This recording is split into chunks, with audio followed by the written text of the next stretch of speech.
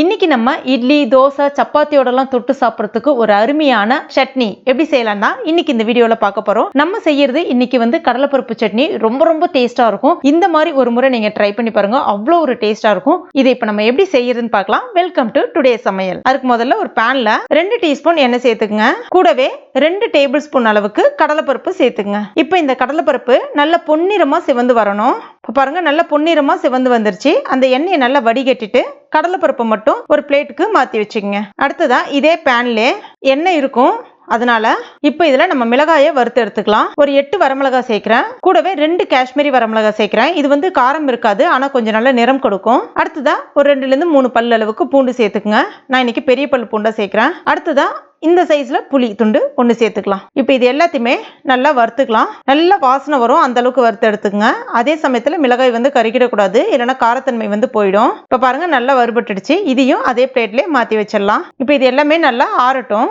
இப்ப இது நல்லா ஆறிடுச்சு. ஈரம் இல்லாத ஒரு மிக்ஸி ஜார் ஒன்று எடுத்துக்கங்க.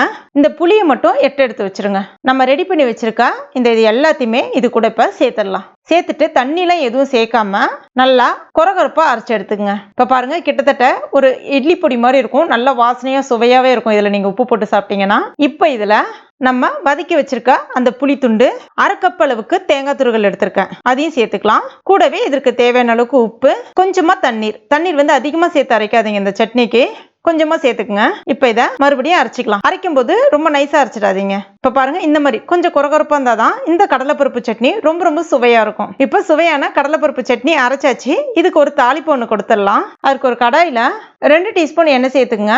எண்ணெய் காஞ்ச பிறகு 1/2 டீஸ்பூன் கடுகு, 1 டீஸ்பூன் உளுந்த பருப்பு, இது எல்லாமே பொரிஞ்சு வந்த பிறகு கொஞ்சமா கருவேப்பிலை இலைகள். இப்ப ஸ்டவ் ஆஃப் பண்ணிடுங்க.